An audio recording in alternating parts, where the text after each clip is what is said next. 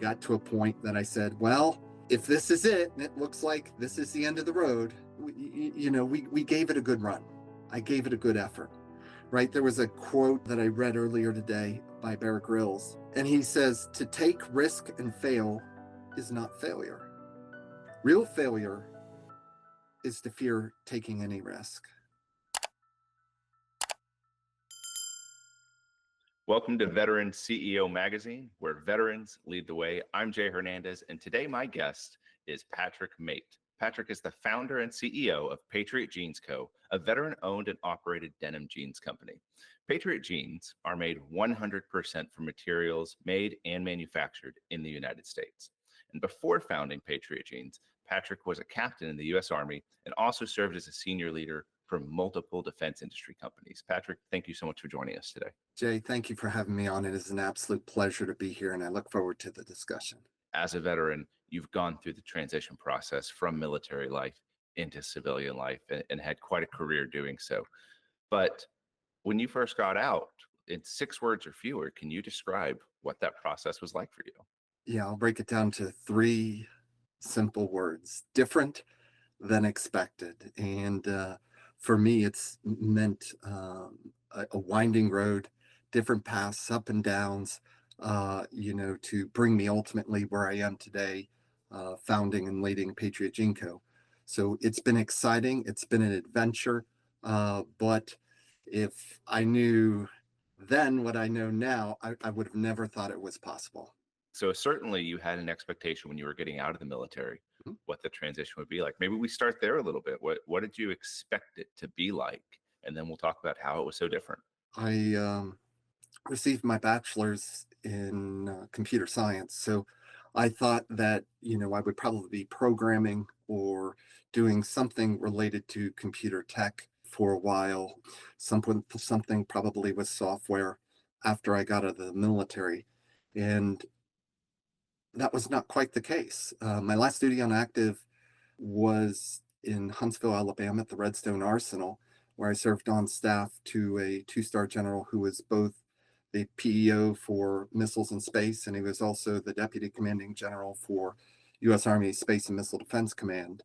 And so, I basically had two staff assignments in those 2 organizations. And so, somebody once told me, a wise man once told me that when you don't know what to do what you know to do. And so when I began to transition, I didn't know exactly what the future hold, but I knew I was working with defense contractors and defense industry all the time. So it was easy, seamless, and quite natural for me after I knew my time in the military was up to transition right into a service-based defense organization where I could contribute in meaningful ways to the defense industry. And so that's what I did.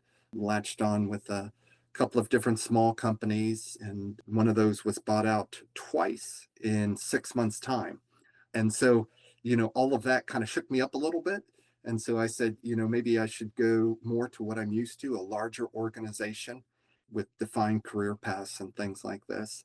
And so I interviewed with Raytheon, who was based, this division was based in Tucson, but they did their interviews in Huntsville to try to recruit some of the top end talent there. And so I walked in to an open interview session, and with my resume, dressed in my suit and tie and looking to impress. And after about 5 minutes, what I realized is they were looking for hardcore engineers and technologists, of which I didn't quite have the background for, and probably not the mental acuity it requires for some of those jobs as well.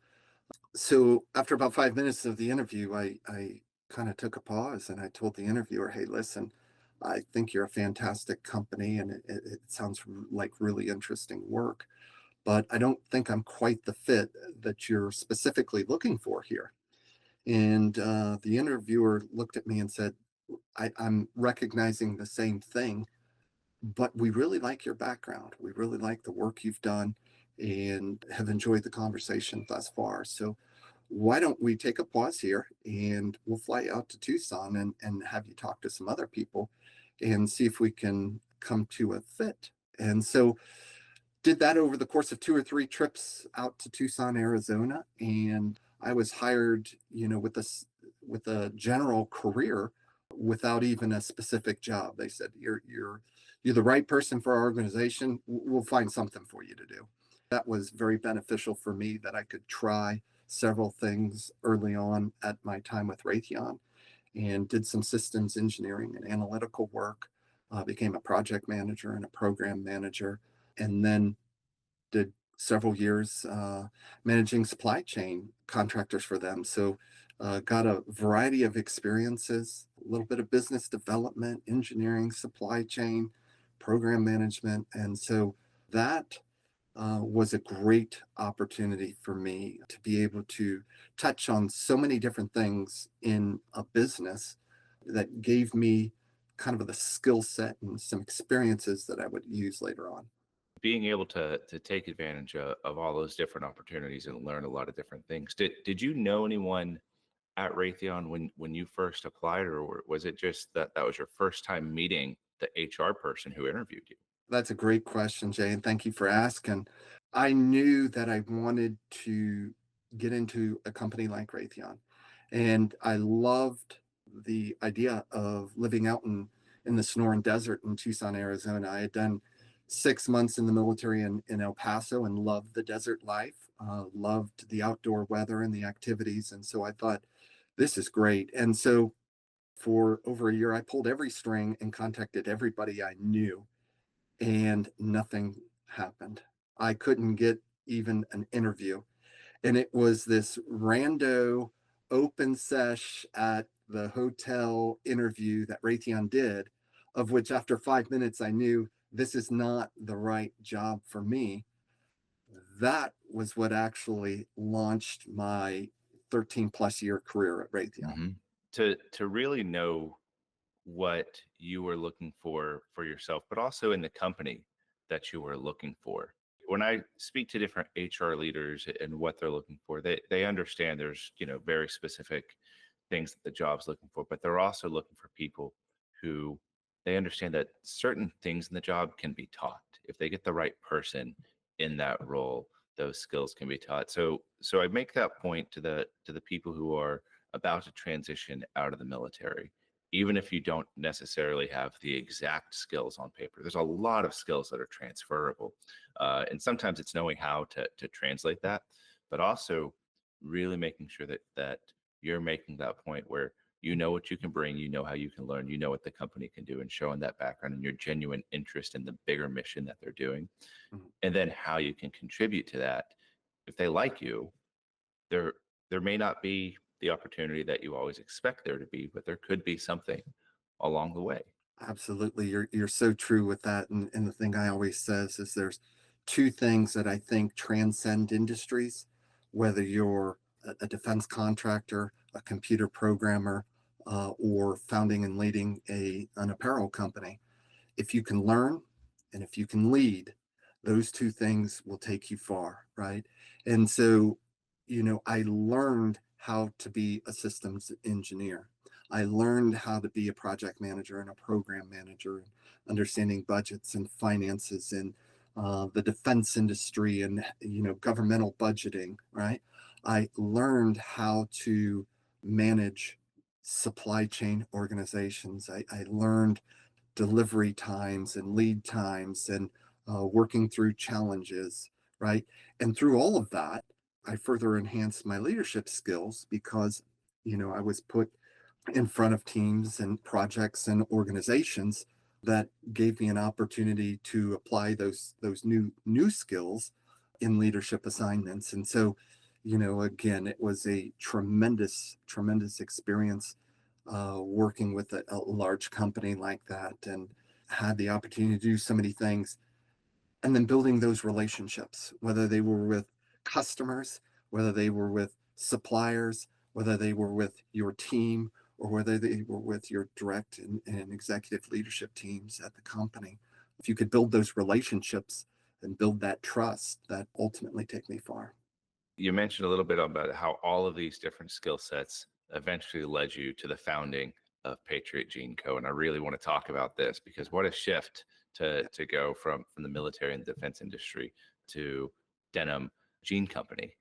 Talk to me a little bit about how did you come to that decision that that's what you wanted to do next, and you take all of this experience that you have to then make that leap to found a company. I knew in my heart that at some point in time, I would step away and try an entrepreneurial endeavor, right? I had that desire.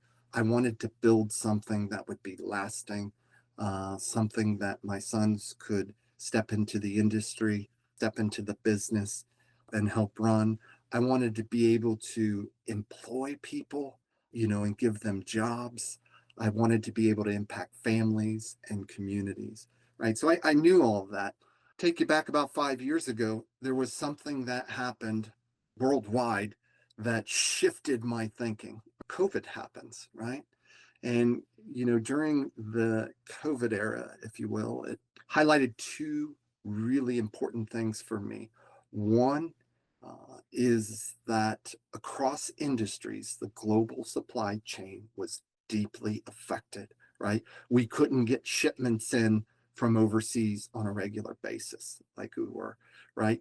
And we experienced that definitely in the defense industry of trying to keep our manufacturing lines going, right? And we struggled with that, right? As did every other company that imported or sourced goods or materials from other countries, right? That really opened up my eyes of understanding how big of a challenge it was and how meaningful and important made in America was. So that's number one. The second point was being in the industry and achieving some level of leadership and executive ranks. I would normally go to work in a suit and open collar and Monday through Friday, and that's how I would do my business, whether it was on site or with customers or with our suppliers. Well, during COVID, they said one thing: everybody go home and conduct your business from home, right? And so what I realized in video conferencing, that I could wear a sport coat and a shirt up top, but I didn't have to wear the jean or the pants down below. And I'm like, I'm going to be comfortable. I'm going to wear tennis shoes, and I'm going to go out and get a good American made pair of jeans, and have a couple that I can wear all day every day and just be comfortable and feel good about what I'm wearing. So I searched and searched and searched and searched for a good pair of American made jeans. I didn't want something that was made in China or maybe manufactured in the US, but sourced from other countries, right? I didn't want skinny jeans. I didn't want yoga pants, the stretchy jeans. I wanted something that was rugged, reliable, that spoke to, the country that founded denim jeans, that spoke to the legacy and the heritage of denim jeans, that spoke to the quality and the hands and the communities that built the pair of jeans. And I was deeply disappointed that I never found anything that I like. So I started to do some research, and that was a catalyst for me. What I found was over 450 million pairs of jeans are sold in the United States every year. And yet, less than 3% of them are actually made here. And I'm like, are you kidding me? That's crazy, right? Surely there are other people like me that want to support small businesses, that want to support local communities, that want to feel good about what they're wearing in terms of quality, in terms of environmental impacts. The average pair of jeans sold in the United States travels 17,000 miles before it reaches their ultimate customer. And when you think about the environmental impacts along the way, to shipping and receiving and menu, all of that. It's like, what are we doing here? So more research begat more research begat more research, and I realized this is something that is an issue, at least for me, and I bet it's an issue for other people that would want to see something come and disrupt that industry.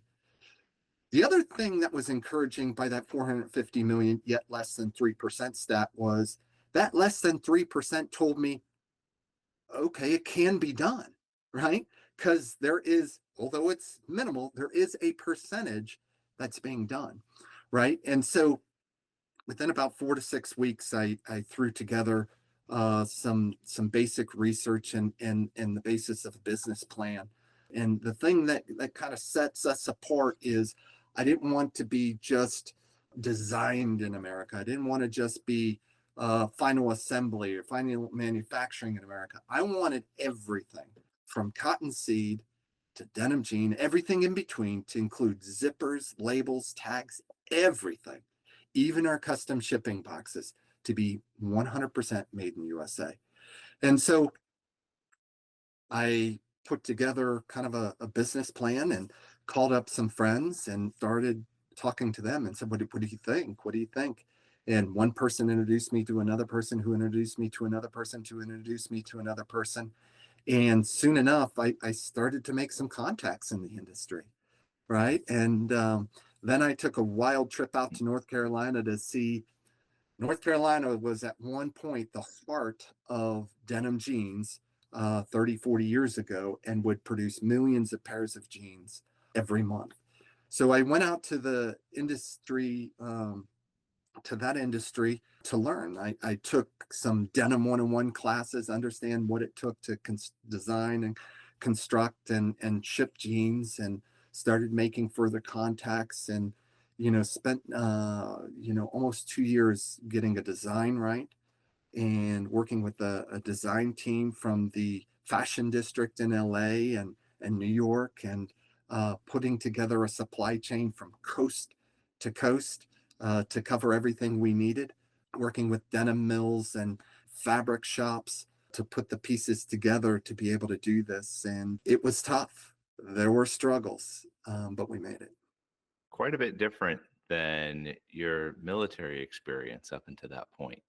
Absolutely. But we talked about learning and leadership transcends, right? And so I knew I had a good foundation of leading in the military and how to organize people and lead disparate teams from different skill sets and backgrounds, right? And from Raytheon, I got specific skill sets on supply chain, design and engineering, project management, financial management, right? Budgets, projecting, sales, cash flow, all of those types of things. And I thought, okay, so this would be a new industry for me, but I do have the ability to learn and I have the ability to lead. And if I can connect all these dots, I can put together a supply chain team, I can work with a design team, right? Those are things that I know I've got some skills on, right? Designing missile systems and producing missile systems is a little bit different than producing jeans, but there are some same fundamentals that I could understand and apply. And so putting, my military career and experience along with the defense and aerospace industry experience and leadership opportunities there, and manifesting them in a new way and in a new endeavor and in a new industry was exciting and dangerous and nervous and all of that all at the same time. But, there were things that built me up and allowed me to have some success based on my military experience and then based on the defense and aerospace industry. Thinking in the mindset of those transitioning service members, or maybe those veterans who have been out for a little bit, who are considering starting their own entrepreneurial Yeah. journey, what would you say were some of the biggest challenges that you faced as you were going through that, and how did you really work through those? Yeah, there were countless examples. And I would say over the last couple of years, there was at least a dozen times where I got to a point that I said, well, if this is it, and it looks like this is the end of the road, then we made it, we gave it a good run. I gave it a good effort, right? There was a quote that I read earlier today by Bear Grylls. Um, and he says, to take risk and fail is not failure. Real failure is to fear taking any risk, right? It would have been very comfortable for me to continue in the defense industry and have a well paid job doing meaningful work. But I wanted to take that risk and try to do something, right? And that risk failures. There were times where I couldn't find sources for supply. One specific example, on one of the components that goes into our jeans, I was out of options. And talking with this company who used to do it, but now had moved everything overseas, finally came to an agreement where they said, okay, we understand what you want to do and we want to be supportive. How about we do this? We will ship our production equipment back to the United States and open up a line just for you, right?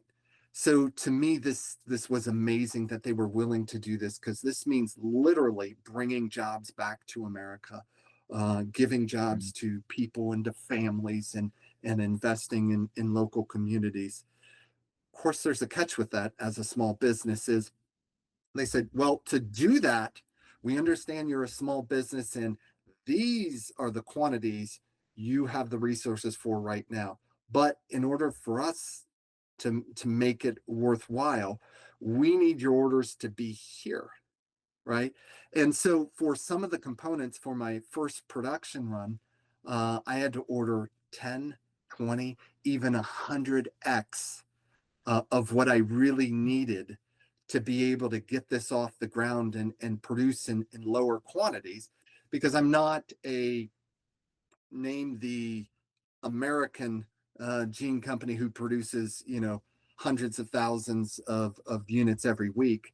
I couldn't support that volume. I am 100% bootstrapping this company with my own resources, diligence, and hard work. And so to do that, sometimes I had to meet the demands of some of my suppliers to order additional quantities, right? One other significant challenge is one of our final assembly stops in our production road. I actually had to go in and remove all of my materials from one shop, move them into another shop, and actually a third time over the course of about 9 months before I found somebody who could reliably and with high quality produce what we wanted. And, at one time that meant reacquiring, repurchasing my entire supply chain for my first production run, right? And so those are some of the challenges that we've dealt with, and so there were certainly days where I woke up and said, all right, this is it. I've got to go find a real job. But another wise person once told me is that 100 different LLCs are started every day, right? After a year, that number's down to about 10, right? After 5 years, that number's down to one or two, right? Whatever you need to do, wherever it takes you, make sure you're one of those one or two that make it, right? And so it is cost more.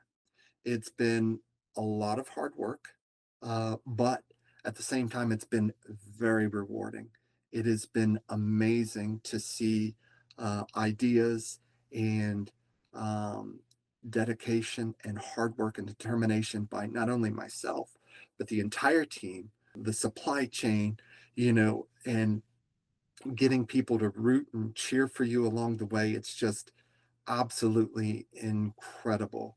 And, the comments from people who would, message me or email me or give me a call and say, hey, love what you're doing, right? Those things mean so much on this journey. And, I could give you a list of people who have been big fans early on and really supported my cause or connected me with somebody or gave me a word of encouragement. So Mhm. we're going to keep pressing on.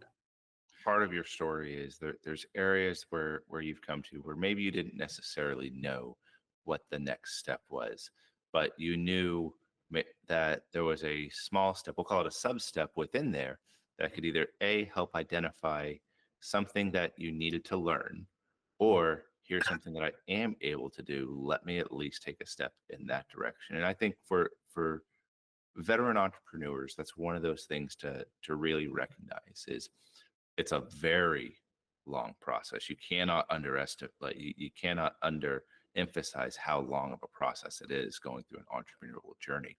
But that there's going to be so many times you come to a crossroads where you don't know what the next step is. Mhm, You you you've come to the end of what your knowledge at that point is, mhm, but that doesn't mean you have to stop. Is That's the opportunity to really evaluate what the situation is, to kind of get your bearings and what you're trying to do, mhm. and say, where are my gaps? What do I need to learn to fill those gaps? Who do I need to talk to? Right, And then take a step in that direction. right. Or what do I do have? What else can I do on this? And sometimes I'll even say this part. So some of the challenge is just waking up and feeling like, uh, am I doing the right stuff today? Is it worth pushing forward? I encourage people at the very least every day, try to do one thing for it. If you're not sure what it is yet, that's okay, but try to do one thing that you know is uh, uh, going to help you achieve that vision for whatever the entrepreneurial journey may be. Great words of wisdom in there, Jay. And I would liken this from my military experience to, I was in the 101st Airborne Division. So you, you, you'd air assault, into an area. And then one of the greatest things about a leader's responsibilities is casting that vision, right? Everybody, this is the general direction. This is where we want to be, right? And in terms of a military mission, it's here's the objective, right? Here's where we need to get to, and what the situation is after we achieve the mission. And so oftentimes in the military, the objective would be way over there. And but there's a swamp if I was, down at JRTC, or there's a mountain if I was deployed, or there's something that is preventing me from accomplishing or getting to that mission or to that rally point, right? And so at those points, you have to improvise, adapt, bring in additional resources, right? Let's call the FO. Let's see what information they have. Let's see what Intel has. Let's see if we can get a maneuver company over here or over there, right? Those types of things where if everything was flat and easy, we would just walk up onto the objective. But leadership and learning comes into play again. Who can we bring to bear on this situation to make it a positive outcome so we can achieve the mission? Very similarly in the entrepreneurial field here is that, I've had to, phone a friend several times or make a new friend to phone them several times to bring in that key expertise at various moments, whether they be technical expert or a business expert, or I'm doing a little bit of everything. I'm filing legal documents, I'm filing financial documents, taxes, and all of those things. And so, bringing in the right people to bear at the situation so you can make informed decisions to accomplish the mission, I think is a skill set and a learned experience that the military community can bring to bear. And if you look at the number of entrepreneurs that were launched out of the veteran community after World War II, and you compare that to the GWAT generation of veterans now, it is only a fraction of the percentage of businesses that were started after World War II. And so, why is that? We can talk about government regulations and we can talk about this, that, and the other thing. But at the end of the day, these decisions are made by veterans who are saying, I'm going to do this, right? And one of the first veteran mentors that I reached out when I just had a business plan, and I was trying to hit every key point and telling him how I was going to be successful. He said, stop. He said, if you're going to do it, go for it, right? And that just stuck with me, that the challenges weren't necessarily in the details, right? The challenges were having the discipline, the daily discipline, which develops the habits, which develop the character, right? Of you as a person, but also your business as a whole, right? And so to have those daily disciplines that become habits that develop the character or the culture of your organization, that we're going to make it through, we're going to rise above the challenge, and we're going to meet the mission, right? I think those skill sets transcend, and I think that's very underutilized by veterans today. I have one more question that this comes up a lot in the for entrepreneurs as they're trying to start their business. It's a very real challenge, and you mentioned it a bit earlier as well. Is finding the capital Mm, to really launch and mm, how to do that. It's a huge challenge. You know, yeah. for many veterans, that it's either self funded. Sometimes they'll go out. There's small business loans. There's grants they can do it. There's different things to help get that capital, but something to help support getting that ball rolling. What advice do you have for veterans and service members about, you know, finding that capital as they want to start this entrepreneurial journey? That is a great question. And to date, we have received no external capital, right? So self funded the whole way. And the reason why I was able to do that is because I managed my money well all the way back to day one, in the military, met with some financial advisors that said, for every pay raise, you've got to pay yourself first and start investing. And, just those basic fundamentals of being able to invest, being able to save, and being able to give out of your abundance. Those principles really have stuck with me and applied to not only being able to raise the capital myself over many, many, many years, but also, as key tenets of what we do as a company now, giving back, those types of things. So that's number one. And in a manufacturing company, having those resources is critical, right? I can't dash around that point at all, right? You do need significant capital, and whatever you think you need, it's probably at least 2x, right? I've learned that one also, but there are opportunities out there for, I would say, either to meet with people who can provide the capital, whether it be a bank, an angel investor, other veterans, to be able to partner with for manufacturing whatever you want to make. But there's also things that don't require as much capital. You can get into service related industries, whether it's car washing or dog washing, or, there's hundreds of different things where with very little capital, you can start and initiate something, right? And you take some of the same skills you've learned in the military, whether that's being a mechanic or attention to detail, those types of things will transcend. Now, if there's other ways to get capital too. With a good business plan, you may be able to get a bank loan.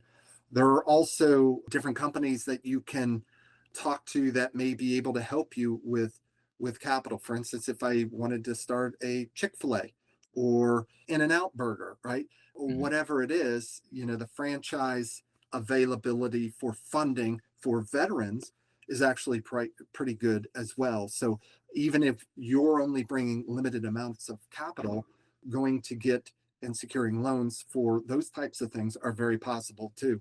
And there are people who, I've got a buddy who is building a chain of oil and lube shops and is doing tremendously well already. And he's just getting started. And so he's now looking into, a set of coffee shops and things like this.